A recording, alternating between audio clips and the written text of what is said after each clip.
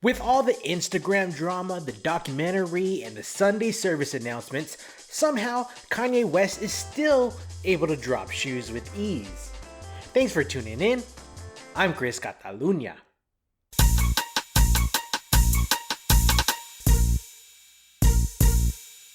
Today, we are getting into Kanye's latest release, the Adidas Yeezy 350 Dazzling Blues.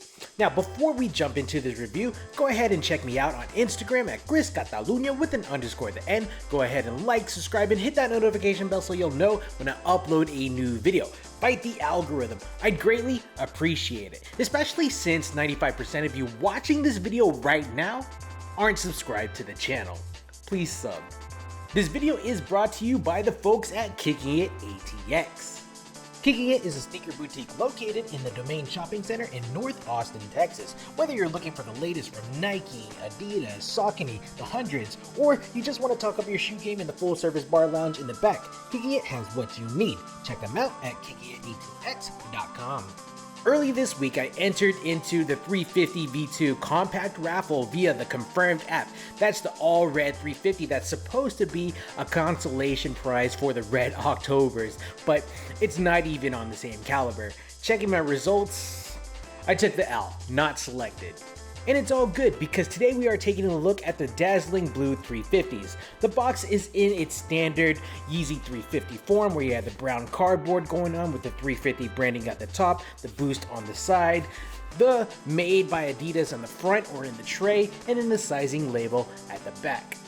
Pulling out the tray, we have the tissue paper, and then under that, the shoes themselves. They look pretty dope in hand. Despite all of the Yeezy shenanigans happening as of late, I really haven't been a fan of Ye and the 350 since about 2017 with the second drop of the Zebra 350s. Everything since then seems to be a bit redundant. That's not to say that this model isn't redundant, but that blue hits a little bit different. And I actually take that back, I did like the Azraels, link above. Most sneaker boutiques with Adidas Yeezy accounts such as Kicking It ATX should be stocking these. I don't believe that this will be available at Dick's Sporting Goods or at mall retailers like your Foot Locker or Champs, as I really haven't seen anything on the respective apps, but you can definitely bet they'll be on the Confirmed app and Yeezy Supply. The official release date is set for February 26, 2022, retailing at $230 USD. Add your tax and VAT just based on where you reside. Looking at resale via Go and StockX, just the week before the release, it's hitting numbers in between $400 and $560. Now, I don't know what it'll look like down the road, but being that it is a core black colorway, that OG colorway, I anticipate it staying at that price point for quite a while. At the same time, I don't know how many pairs of these are out there. In mentioning core black, this follows that OG color scheme of the breads, the Oreos, the copper, the green, and the materials are pretty much the same, where the upper it's employing a core black prime knit, where the lateral attains more of a tight gauge knit, and then the medial side being more of a looser gauge. Now, I do like how, looking at the shoe, looking at the upper, you can see the different speckles of blue going all the way around. You can see that blue throughout. In OG signature form, the blue stripe wipes across and dissipates towards the toe. We have that Supply 350 moniker going on the side, which is pretty cool and is super refreshing to see it on this pair, as that Supply 350 hasn't been present on an original 350 release, not restocks, since the blue tints 4 years ago. The lateral and the medial are sewn together running up the toe and at the heel of the shoe. The default set of laces are of a rope shape, black in color, a poly blend, and attains oglets that are coated at the ends. Really, you don't need the laces on the shoe as the shoe fits pretty sock-like. Moving towards the inside, the black sock liner is done in this neoprene-like material that features the 3-stripe branding at the heel, which is lightly padded at the lateral, the heel, and the medial. Removing the insoles, we have a thin piece of black foam where the top is laid out with some black fabric and then some Yeezy hits at the heel of the shoe. The Yeezy Globe or the Yeezy World on the left shoe, and then we have the Adidas Mountain logo on the right pair, which is Weird to me because I remember like Yeezy 350s having the trefoil Adidas logo. I don't remember when they switched to the mountain logo. At the same time, I haven't reviewed a pair of 350s since probably the Earths.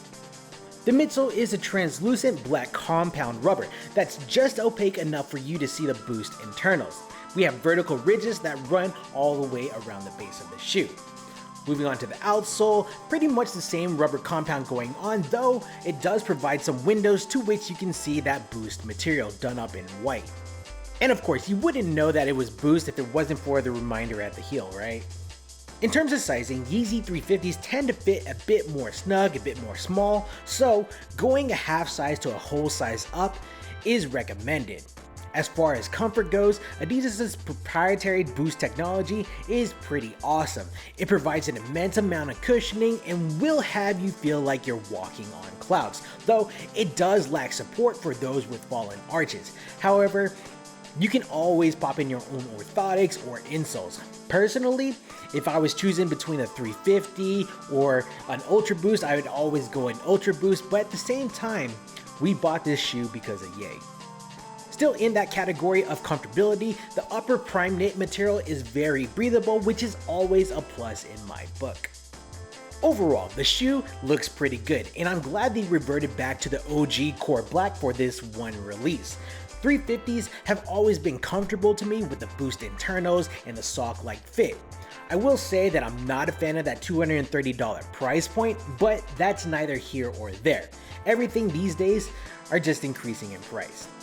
Alright guys, I think this is a good stopping point for this video. What are your thoughts on the Dazzling Blue 350s? Is this a good pickup, a bad pickup? Are you able to separate the man from his shoes? Do you have post notifications on for his Instagram account? Let me know your thoughts down in the comments below. Go ahead and check out my Instagram at @ChrisCatalunya with an underscore at the end. Go ahead and like, subscribe, and hit that notification bell so you'll know when I upload a new video. Fight the algorithm.